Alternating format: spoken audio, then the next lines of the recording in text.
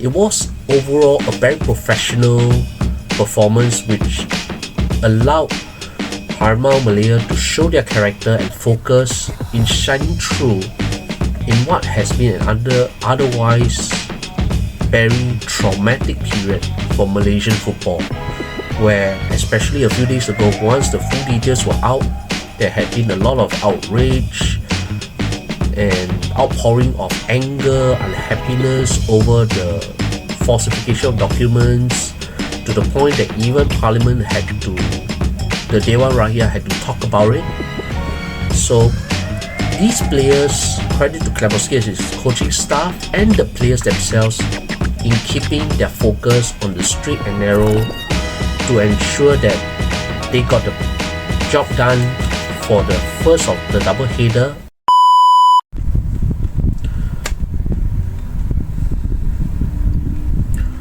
Tanya kepada Harimau Malaya atas kemenangan 3-0 ke atas Laos malam ini, and it was a victory that Malaysian football needed after it was engulfed by a 2-week scandal over the falsification of documents over the 7 players who were introduced to Malaysian football fans this year. Without the 7 now suspended players, the Peter Klemoski's men went to Laos for their first away trip in more than 10 months, and after a difficult first half, eventually came away with 3 points and a still perfect start in the final Asian Cup qualifying in Group F, with 3 wins in as many games. The second half goals were scored by Arif Aiman, Tiong Kus and Faisal Halim, and it was through the professionalism of the players on the pitch that did the job, that ensured that the attention was turned back rightfully to those players out there on the pitch who were still giving their all in their yellow jerseys after this particularly difficult period for Malaysian football. And it is pretty indicative that without those 7 players, as they prepared their trip to Vientiane, there was a lot of attention on whether this squad that Klemoski had selected for this assignment could be focused on their task. And focus they actually did. Sure, it was pretty hard work in the first 45 minutes as the Malaysians had to handle with a very difficult pitch and also the match ball that was bobbling around as well, no thanks to the surface concern. But without their usual, what would have been the usual star players among the 7, especially John Irazabal and Facundo Garces in defense, Hector Havel in midfield, and João Figueiredo and Rodrigo Holgado in attack, the players who came in their absence performed admirably. Yes, admittedly, Laos were more modest opposition compared to Vietnam and even Nepal, but a job had to be done, and it's pretty indicative that in this straightforward win for Harimau Malaya that Peter Klemoski has successfully ingrained an ethos of focus and concentration and commitment, and keeping out all the distraction that was heavily swirling around them as FIFA threw the rulebook at them close to 2 weeks ago, and also that open display of all the entire process that led to the huge FIFA sanction on Football Association of Malaysia and the now banned 7 players. So with 5 of the 7 players being key players for the national team this year and being forcibly banned for this game and furthermore, so the Australian had little choice but to make significant tweaks to his starting 11, apart from making further call-ups to compensate for the enforced absence of these players. So in defense, Klemoski chose an all-local centre-back trio of Harif Haikal on the right side, Ubaidullah Shamsu on the left side, with Sharusat anchoring the trio. Leong Hus was back to his original right wing back position, even though I had predicted that with the absence of Garques and Irazabal that he might be needed to anchor the defensive trio. But I guess it was against Laos, so there was little need for Kuz to be urgently needed for this position. So Kuz was on the right along with Corbin Ong returning to his left wing back role, with Nuna Lion and Afiq Faisal in the midfield, in centre midfield, and Nazmi Faiz being pushed to left wing with Arif Aiman with his customary right wing role, and Romel Morales taking over the centre forward role, which I will highlight how he actually did, especially in the very trying first half, because this is actually Malaysia's first away trip of the year. There was supposed to have been an away trip in March, but due to unsatisfactory stadium conditions, the AFC had agreed for the fixtures to be switched, with the Nepal game at home scheduled to be played in November. Although right now, as it's understood that this so-called Nepal home game has now been switched back to Malaysia. So Malaysia will be hosting Nepal twice. Although in one of them, for the one in November, Harimau Malaya will be the designated away team. So in this regard, Malaysia until then had played all their matches, including friendly games, all at home this year. So this is Klemoski's first away assignment of the year, and I think from what we have seen so far, when they left Kuala Lumpur, they were under a huge dark clouds over the FIFA scandal. They had said nothing much about it, and the players did not say anything about this scandal. They probably might have known what could have happened, and probably they were briefed. But what is clear on the pitch is even in the first 45 minutes, which were particularly difficult, Malaysia actually kept their focus and did the business on the pitch, even though they just only fell short of scoring in the first half. It was pretty clear that they were up to the task. They were not distracted. If they had their own concerns or thoughts and opinions about it, they did not show it at all. And it's pretty clear that the strong leadership was pivotal, because it could have rattled the local players, it could have rattled the other foreign-born players who have gotten the citizenship the right way, whether it was through the heritage route with their parents or grandparents, or through the fire residency route. So this squad, you can see, was pretty united, and their goal of trying to get that win, that early goal, was evident from the get-go. Because yes, this Laos pitch was really horrific, much more horrific than probably some of the slightly inferior grass pitches in the Malaysian Super League. But even then, those pitches in question in the Malaysian Super League would have been in better shape than the one in Vientiane. The pitch was so poor that yes, it looked all green, but you can see those patches where they could have probably been dyed green, because it wasn't actually green to begin with. But you can see from the surface that the players in that first half had difficulty controlling the ball, finding their attacking momentum, because Laos were able to kept closing down and were trying to restrict the space for the Malaysians to operate. And despite that, it was pretty evident that actually Laos could have gotten the lead as early as the 11th minute.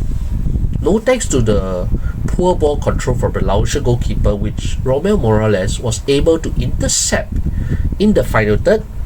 But you can tell that the cohesiveness, the fluid movement that has been synonymous with Klemoski ever since he took charge of the Harimau Malaya squad in January this year was evidently quite missing. Partially it was the pitch, partially it was the lack of chemistry, because having been quite dependent on the quintet to become the fulcrum of the team alongside Yongkus. Now with the absence of those 7, they had to find a way to blend together again like they did before this year, and it took them a while. Sure, Malaysia were dominant in the first half, but you can tell, especially in the final third, that the yellow shirts were actually struggling to find momentum going forward.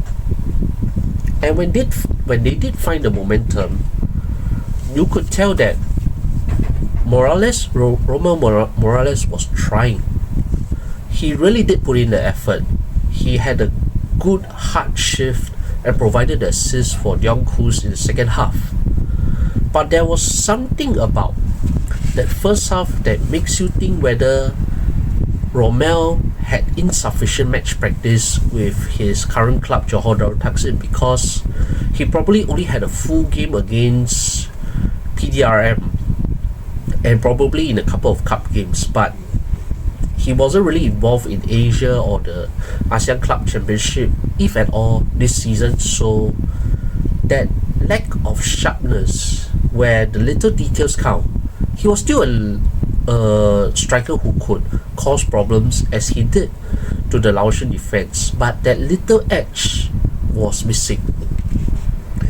And because if we look at the Colombian-born striker for his output in the first half, he actually had 5 shots at goal, of which 1 was blocked, 1 was on target but he went straight to the keeper, and 3 of them, either on his feet or his head, were either going wide, agonizingly wide, but there was another time that went wide and 1 that went over. So being as prolific as probably he used to be before joining Johor, I think there was a little bluntness in the way he operated as a lone centre forward in the first half. And fortuitously, it was actually where Morales was trying but was unable to make a headway.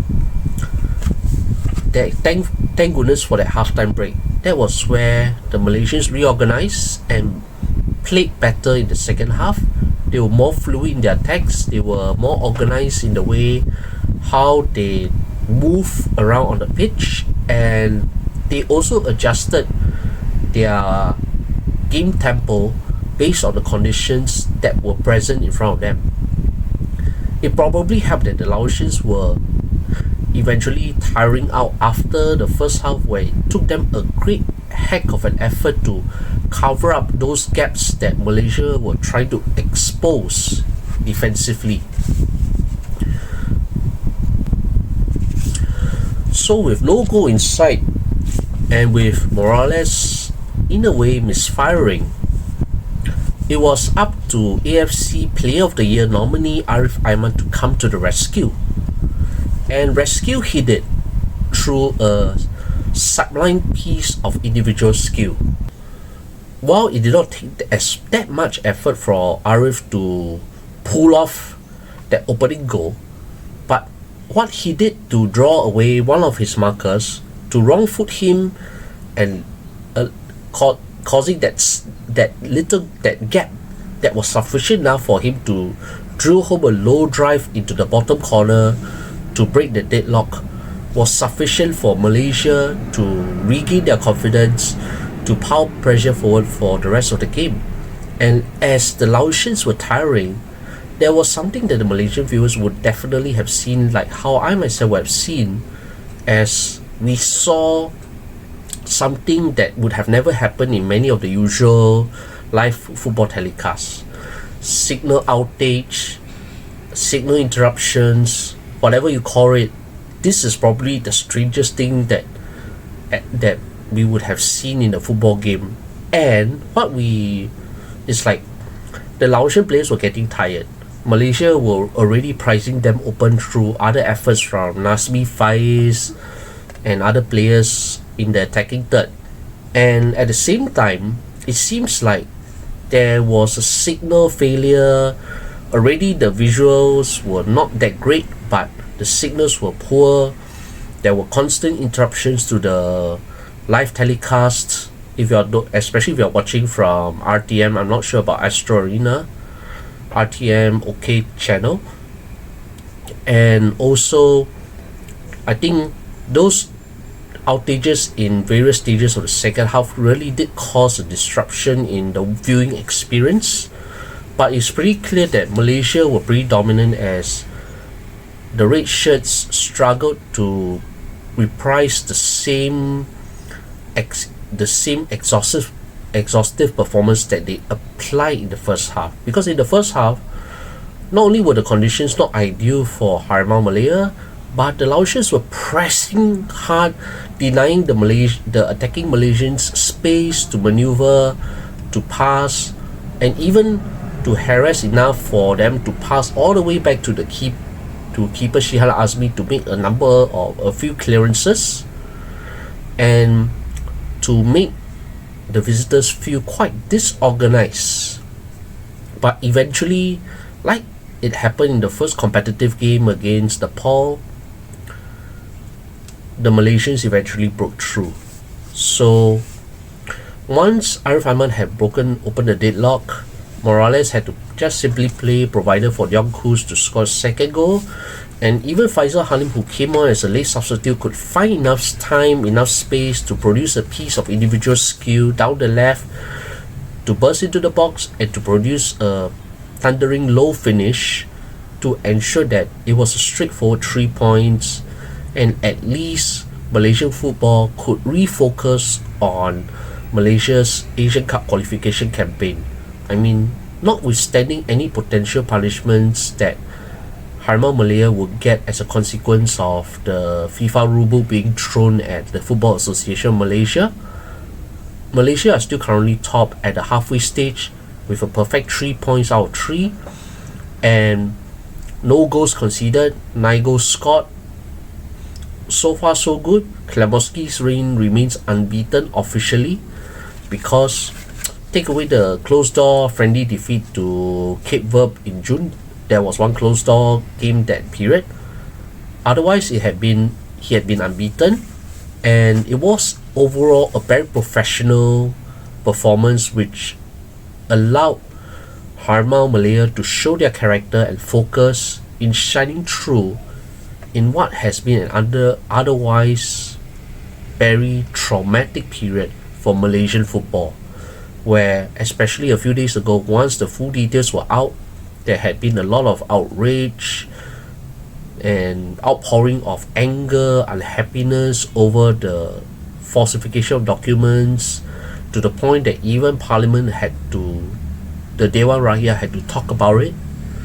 So these players, credit to Klemoski and his coaching staff and the players themselves, in keeping their focus on the straight and narrow to ensure that they got the job done for the first of the double header away in Vientiane, and a few days later when they meet again in Stadium Bukit Jalil on the 14th of October.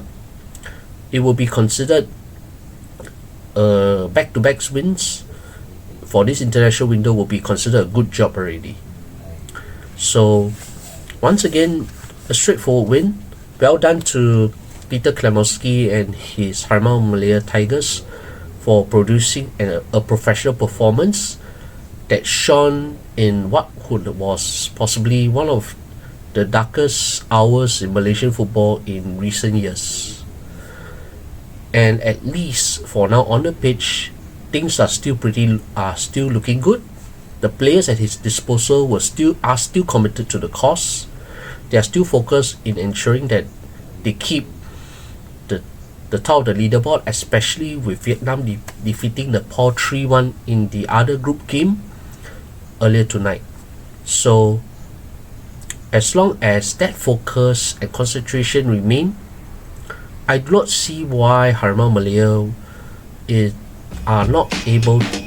why they can't repeat that win at home to at least relieve away that storm, the negativity over this scandal, and at least have something for the fans to look forward to after what has been a very turbulent, difficult period for the Malaysian football scene.